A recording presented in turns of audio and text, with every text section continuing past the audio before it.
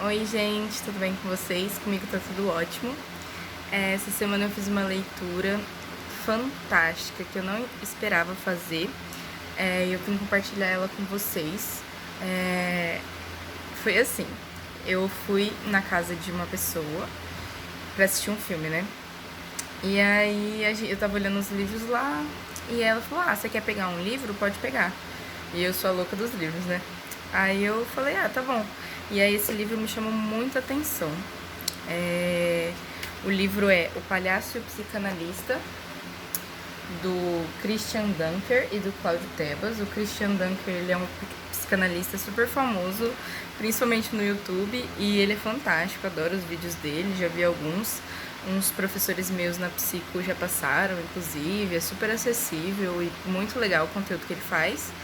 E o outro, do Cláudio Tebas, é um palhaço, mas eu nunca ouvi falar do trabalho dele, eu só conheço pelo livro mesmo. E aí eles se propuseram a escrever esse livro junto, eu não sabia do que se tratava, mas logo na capa, tcharam, fala que é sobre a escuta, como escutar os outros pode transformar vidas. E esse livro me chamou muita atenção, porque quando eu entrei na psicologia, a ideia que eu tinha de psicologia era a visão psicanalítica, né? E por eu sempre ter feito terapia, eu faço, na verdade, análise, eu faço análise até hoje. E a análise me ajudou muito a crescer e estar onde eu estou hoje, né? E eu só tinha essa visão da psicologia. E quando eu entrei no curso, eu me deparei com outras visões da psicologia e fui deixando a psicanálise, porque como eu já conhecia do consultório e também eu sempre tive muita facilidade com a psicanálise pelo meu estilo de ser, eu fui deixando ela pra trás, né? Porque eu falei, eu não quero escolher uma coisa só porque é o que me apresentaram, sabe? É o que eu conheço. E aí tem sido muito engraçado essa minha volta pra psicanálise, porque agora eu me formei no final do ano passado, que nem eu falei pra vocês, e agora eu pretendo começar a atender na clínica, que eu acho que vai ser muito legal pra fazer conteúdo pra vocês.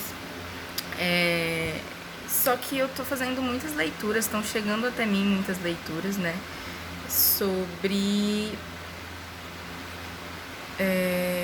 a psicanálise, né? E no meu caminho eu me encontrei com a Fenô e sou apaixonada pela Fenô, só que não deu certo na faculdade, deu estudar a Fenô, né? Quem sabe eu estude agora que eu tenho tempo e consigo buscar isso. Mas eu estudei outras linhas psicológicas com destaque para TC, né? E assim, eu gostei muito da TC porque eu não conhecia esse estilo de psicologia, esse estilo de focada no comportamento, nos pensamentos, na cognição, né? E se vocês quiserem que eu faça um vídeo explicando as linhas, eu tô pensando em fazer esse tipo de conteúdo aqui pra esse canal também, não só compartilhar as minhas questões, as minhas leituras, né? Mas também as coisas que eu estudo, né? No sentido das abordagens e as correntes filosóficas, né? Enfim. E aí eu acabei fazendo meus estágios em TC, o que foi extremamente importante pra mim. Eu gostei muito de aprender e tal. Só que eu lembro que quando eu tava muito em dúvida, assim, porque a gente precisa escolher a nossa abordagem no final do ano, eu falei, gente, o que eu faço? E aí eu fui pesquisar na internet, né? E aí eu encontrei um texto, um vídeo, sei lá, que falava assim, pra gente ler os teóricos das abordagens, pra ver qual que a gente se identificava mais. E, enfim, passou e não segui essas instruções, porque não tinha tempo. E agora, quando eu fiquei de férias, depois de ter atendido na TC, eu li muitas coisas, né? Eu li muitos livros da TC, porque eu vou começar a atender, né? Não sei ainda em que abordagem, mas eu li muitas coisas da TC e eu fui percebendo o quanto as coisas que eu lia da TC, elas eram legais, construtivas, mas elas não dialogavam comigo tanto quanto as da psicanálise, e eu comecei a ler psicanálise de novo. E aí eu fui entendendo o que isso queria dizer, o quanto isso fluía né? E as leituras vão chegando até mim, né? É incrível isso. E aí, quando eu li esse livro, a primeira coisa que ficou pra mim foi isso, o quanto eu precisava parar de fugir da psicanálise só porque ela era o meu primeiro encontro, sabe? Porque eu tinha muito medo, né, de ser a escolha errada, porque eu tava só apaixonada pela psicanálise. E eu tenho esse movimento na vida também, né? Às vezes quando eu sei fazer uma coisa, em vez de eu aprofundar a coisa, eu falo, não deve ser pra mim, eu vou buscar algo que eu não sei fazer, que eu não tenho a facilidade, ao invés de aprofundar. E aí eu falei, mano, a leitura desse livro me provocou muito nesse sentido, né? De como eu tenho esse jeito de pensar psicanalítico, com a escuta no centro, né? Como eu sempre fui dessa forma, eu sempre tive essa sensibilidade com a psicanálise, assim, e como a psicanálise ela foi um divisor de águas, e é um divisor de águas na minha vida, como ela me ajuda, sabe? E aí eu separei aqui alguns motivos, algumas coisas que eu achei muito legal no livro. Primeiro, os dois conceitos centrais do livro é que eles trazem os 4 Hs que eles chamam, que são 4 diretrizes para a escuta, né? Que a escuta ela deve ser um hospital, porque a gente deve cuidar das coisas que as pessoas trazem pra gente na escuta, através da fala. A escuta deve ser um hospício, porque a gente encontra as loucuras das outras pessoas, no sentido de loucura, né? E a gente se encontra com as nossas próprias loucuras enquanto escuta e com as loucuras do outro. Ela deve ser um espaço de hospitalidade, porque a gente precisa provocar um acolhimento para que as pessoas consigam, através da escuta, para que as pessoas consigam caminhar, né, dentro da psicanálise. E ela também deve ser uma escuta hospedeira, ou seja, quando a gente escuta, a gente tem um papel ativo, a gente incorpora coisas das pessoas, das falas das pessoas, carrega e leva para as outras, né? Tipo, o que quer dizer com isso é que o encontro ele é transformador, né? A gente não sai igual de um encontro. E isso é fantástico. Eu descobri isso na minha espiritualidade ano passado e falei, gente, é muito isso, né? E a outra coisa que eles falam muito, ainda nisso, no ouvir não ser algo passivo, né? Eles falam de uma cultura em que o falar ele é muito evidente, assim. Nós procuramos falar demonstra poder, sabe? Ouvir demonstra submissão. E que a gente precisa quebrar isso, né? Quebrar, porque quando alguém fala, por exemplo, numa sala de aula, quando alguém fala, ninguém escuta, as outras pessoas também querem falar e às vezes a gente não consegue prestar atenção no outro. A gente só consegue pensar no que a gente quer falar depois, né? Então, por quê, sabe? E às vezes é só pra chamar atenção, não é nem que a gente quer expor algo, mas a gente quer que as pessoas vejam que a gente tá falando, que a gente tem poder, que a gente tem esse lugar, né? O lugar de fala. E de que lugar que a gente fala, né? Enfim. E aí eu achei também... o outro conceito, eu me perco, vocês perceberam já? Eu tenho um papelzinho aqui pra não me perder, porque são muitas coisas legais. Um dia eu não vou ter esse papelzinho. Eu espero não ter. E fazer associações livres que vão fluindo da minha cabeça. Outra coisa que eles pegaram bastante, que falou muito comigo, né? Em relação à psicanálise. Não, calma. Ainda nesse ouvir. Eles falaram muito sobre a linguagem em geral, e a psicanálise é muito isso, né? O que me chama muita atenção e me faz também tender para essa linha, porque eu tenho um conflito muito grande com a linguagem. Eles discorrem sobre as funções da linguagem o tempo todo, e eu sempre quis fazer letras também. Eu não sei se já contei, acho que não, né? Desse meu conflito para vocês, que talvez eu preste letras esse ano. Porque eu sempre quis entender a comunicação, porque eu sempre falei miseravelmente em me comunicar, e eu escolhi profissões de comunicação, sabe? É incrível essas questões que a gente vive, né? E aí, isso é central nesse livro também, a comunicação, como a escuta participa da comunicação, quais funções que a gente coloca em evidência quando a gente escuta. Trabalha bastante com comunicação, né? E aí o outro conceito que eles trazem é o do brincar, que, mano, pra mim faz muito sentido, que eu estudei. Eu estudei bastante isso na área da educação, na pedagogia. Eu tive uma matéria só disso, assim, que falava do brincar na visão psicanalítica. Que a gente nunca para de brincar, né? E que a gente, quando a gente escuta, a gente tem que estar numa eterna brincadeira com o outro, né? Que o diálogo é o brincar do adulto. Tanto que, tô falando da visão da psicanálise, mas assim, o livro também tem a visão do palhaço, né? E aí ele vai falar sobre isso, sobre como brincar acessa lugares, a piada, né, acessa lugares através da fala, que a gente não consegue ir sem. E aí eles retomam a questão do Freud, dos xistes, né, de como as piadas elas trazem coisas conscientes, elas dizem de nós de uma maneira leve, ou não tão leve também, mas isso é muito verdade, né? Eu costumo pensar muito sobre isso, porque o meu pai, ele é desses, assim, ele... falando do pai no vídeo de psicanálise, mas o meu pai, ele é desses, assim, ele sempre fala verdades através das brincadeiras, e eu acredito muito nisso, que a gente sempre tem intenção, né? O nosso inconsciente, ele tá lá, e a gente fala as palavras que a gente escolhe, né? Lacan tá aí, né, minha gente? Lacan tá aí pra isso. Me encontro muito nisso. Nossa, eu me encontro muito no Lacan. Eu tô fugindo muito do vídeo, mas é porque eu tô... Ai, é muito demais isso. Esse encontro mesmo com a psicanálise que eu tô tendo. E eu quero fazer um vídeo sobre a questão simbólica pra Lacan também. Tá. Então, que tudo é um jogo, né? E aí tem uma parte que é muito legal, que eles dão um exemplo de jogo, assim, que eles falam que quando uma pessoa conta algo, as pessoas que não sabem escutar, elas contam algo por cima, tipo, esse final de semana eu viajei. Aí você fala assim, eu também viajei, em vez de você se interessar pelo outro, sabe? E aí eles colocam assim, por que a gente não faz um jogo?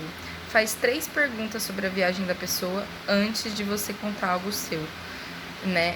E isso é fantástico, assim, sabe? Tipo, você ir propondo esses jogos de escuta com você e para que você aprenda o lugar do outro, sabe? O lugar de... E ouvindo, você constrói você, sabe? Nossa, isso faz tanto sentido. Eu não sei se faz tanto sentido pra vocês quanto faz pra mim. Mas ouvindo o outro, amando o outro, você consegue se construir. Parece que quando você fala muito de você, você só tá buscando preencher um vazio. Mas quando você dá espaço pro outro, você tá construindo a relação e você tá interiorizando as coisas, né? E aí ele dá um exemplo também. O autor, um dos autores, eu nem sei qual que é, tipo, a gente se perde em qual que é o palhaço, qual que é o psicanalista. Mas um deles conta uma história sobre o pai dele, né? Que começou a sempre falar sobre um relógio lá. Então, de hora em hora, o pai dele falava a mesma frase sobre um relógio. E isso deixava ele muito mal, muito triste, né? Que era provavelmente um Alzheimer, assim. E aí, o jeito que ele lidou com isso foi, a cada vez que o pai dele falasse do relógio, ele tinha que perguntar algo diferente. Como se ele estivesse escutando pela primeira vez isso, né? Porque pro pai dele, ele entendeu que o pai dele estava falando pela primeira vez, que não era uma mera repetição, né? Isso, nossa, isso também quebra muitos paradigmas, porque eu me lembro quando eu fiz estágio no Bezerra, que é um hospital psiquiátrico aqui da minha cidade, o quanto que eu tinha dificuldade, né, dos pacientes. Pra mim, na época, não fazia muito sentido, assim, o que eles falavam. E é buscar esse sentido nos pacientes, né, buscar essa compreensão. Se ele tá falando aquilo tem um sentido pra ele. O que aquilo significa pra ele, sabe? Se a pessoa repete algo, ela não está repetindo. A gente tem que saber o que ela está repetindo, né? Aí eu vou contar um pouquinho das coisas que me chamaram a atenção no livro. Mas o centro é esse, né? Aí eles vão discorrendo, assim. Aí eu marquei que sobre uma história que eles contaram sobre você dar o seu timing, o seu tempo. Timing é outro rolê. Sobre você dar um tempo das coisas. Eles falam assim, se nada der certo, vá nadar. Porque às vezes a gente quer resolver problemas difíceis, em vez da gente dar um tempo de silêncio, de contemplação, de respirar, a gente fica martelando naquilo, né? Mano, vai nadar. Tipo, pode fazer outra atividade, né? Mas vai nadar. Pra você respirar. Aí eles fizeram também uma analogia muito legal com indígenas. Eles falaram que os indígenas têm 7 tipos de escuta, né? E que para os indígenas, um líder, ele é aquele que escuta e se interessa por cada pessoa. E para nós, o líder, a gente busca sempre ser uma pessoa interessante, não uma pessoa interessada. E o quanto que a gente tem que aprender com os indígenas, né? Isso é um ponto alto desse livro também, que eles abordam, mano, minorias. Tem um capítulo só para minorias, é incrível esse capítulo, sobre como escutar minorias, quais são as dificuldades, né? Tipo, da questão de sair do padrão e como isso envolve as outras pessoas e a gente, né? O cuidado que a gente tem que ter nesse sentido.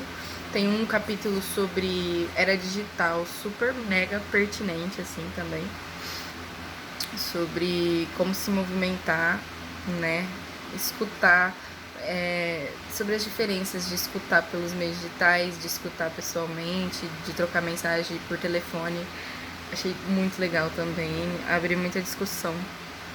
E chama muita atenção sobre o timing. Ai, mano, timing. Timing é um negócio que tem sido muito presente pra mim esses tempos. De entender que a escuta, quanto mais a gente trabalha a escuta, mais a gente vai ficando tateando esse timing, né? Sabendo quando ficar em silêncio, sabendo quando insistir mais, sabendo, né? Entender.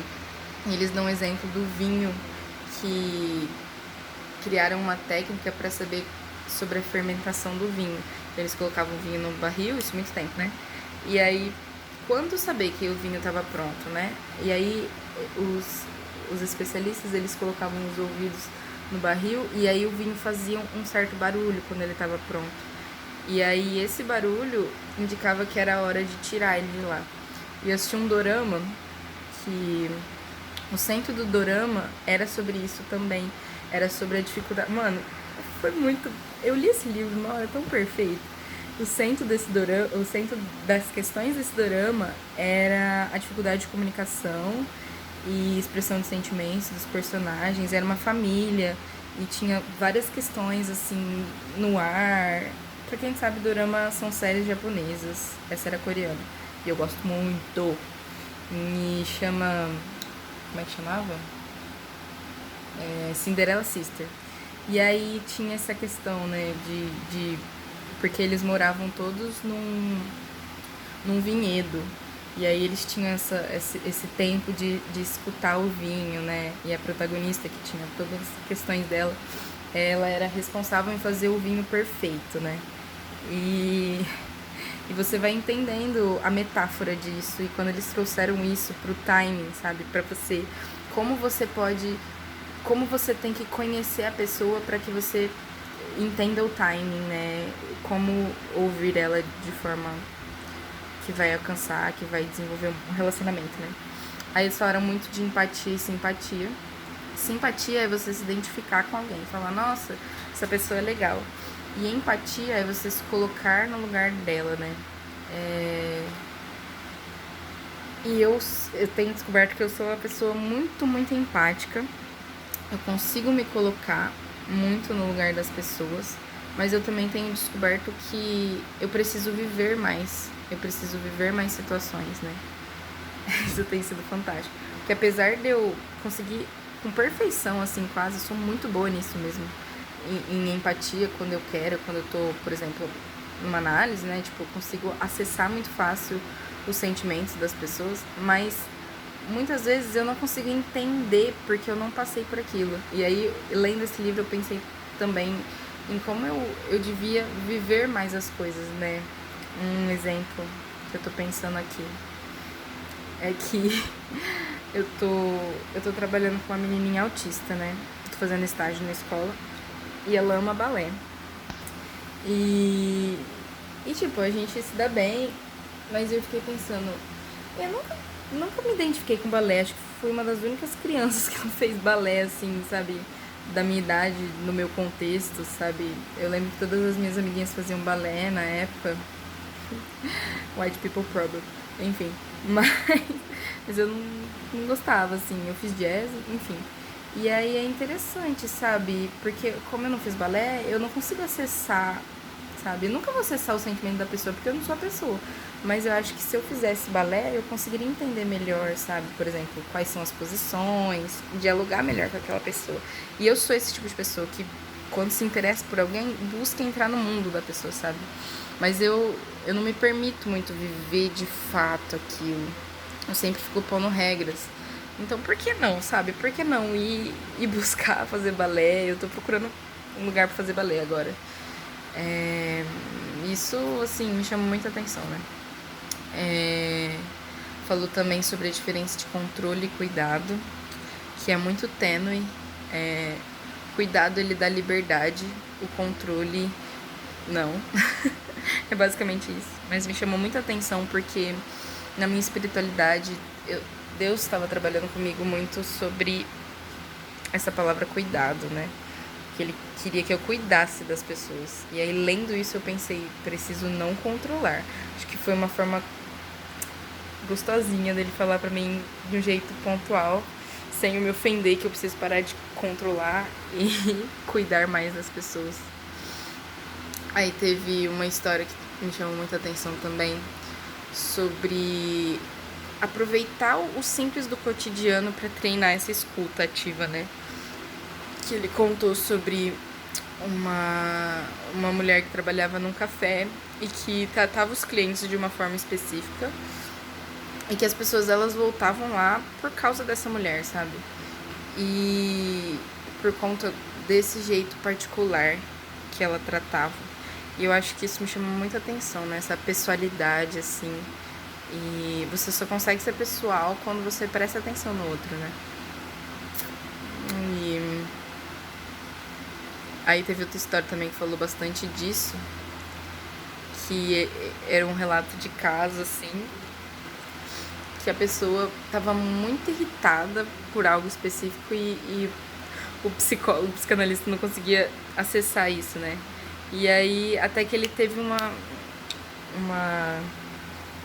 insight, assim. E ele falou, como que eu pude ter esse insight, né? Foi me relacionando, foi jogando o jogo com ela, foi indo até ela no modo como ela vinha até mim, né? E é muito isso, assim. A mulher reclamava de dor de dente, né? Pra resumir assim. Mas o dente não existia. E aí ela tinha questões com luto, né? E até o psicólogo entender isso, ela sempre falava tecnicamente, né? E até o psicólogo entender isso foi um caminho, sabe?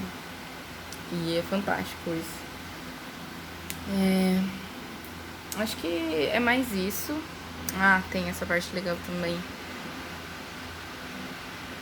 Vai falar que na escuta a gente precisa ter desejo de escutar e coragem para escutar. Porque nem sempre a gente vai conseguir. Desejo, às vezes a gente tem. Se não tem desejo, então nem precisa tentar, né? Mas às vezes a coragem falta. E aí a gente tem que buscar coragem. Ele conta uma história de uma vez que ele era criança. E aí ele queria muito descer no escorregador num parque de diversão. E aí quando ele chegou lá em cima ele não conseguiu, porque faltou coragem.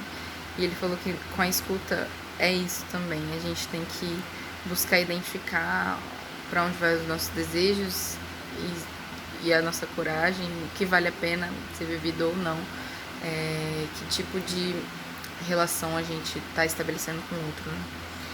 e o quanto a gente tá se entregando pro outro. Gente, é isso.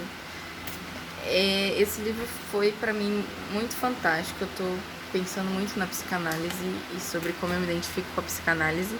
Espero que vocês tenham gostado do vídeo, espero que vocês tenham conseguido ver o vídeo, que eu sei que ficou longo, sempre faço vídeos longos, perdão. E é isso. Digam aqui se vocês conhecem, se vocês já leram esse livro, se vocês gostaram, se vocês querem que eu faça vídeos específicos de alguma coisa. E é isso, gente. Beijos. Até a próxima vez.